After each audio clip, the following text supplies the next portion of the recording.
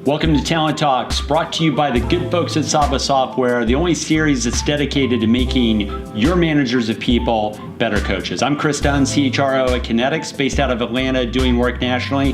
Got a great topic for you today. Simply put, what's the key to identifying what it takes to exceed your expectations from a performance perspective as a manager? That sounds easy. What I've found in my career is it's harder than it looks. So I've got 3 things to help you communicate what it takes to exceed your expectations.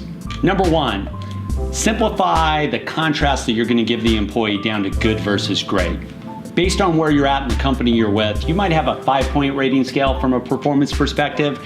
You might have a 4-point scale. Doesn't really matter. What I want you to do in your conversations, when you're trying to communicate what it takes to exceed your expectations, communicate everything in the good versus great dichotomy. So you can describe what it takes, what good performance looks like, and then in order to exceed your expectations, you want to define what great performance looks like. The key is making sure that you do good versus great. Don't get caught in a 5-point rating scale. Simplify your feedback. Number 2, you want to focus your feedback on what great performance looks like to the things that really move the needle in your company. That's probably not more spreadsheets. That's probably not making more widgets. Great performance always correlates with innovating.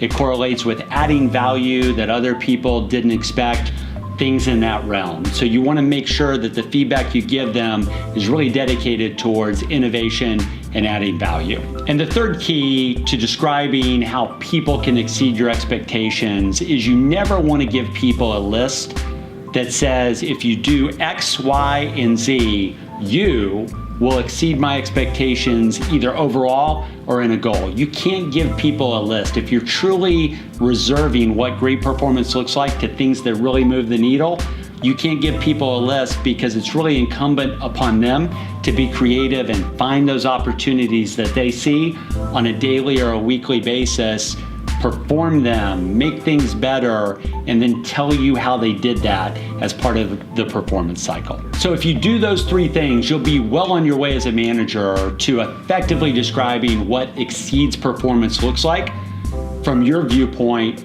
as you lead those direct reports in your company. That's it for this episode of Talent Talks from Saba Software. If you like what you heard, make sure you like this video below. If you really like what you've heard, not only like it, but subscribe to the series so you get the automatic notifications when the next episode of Talent Talks drops. I'm Kris Dunn for Saba Software. Thanks for joining us. We're out.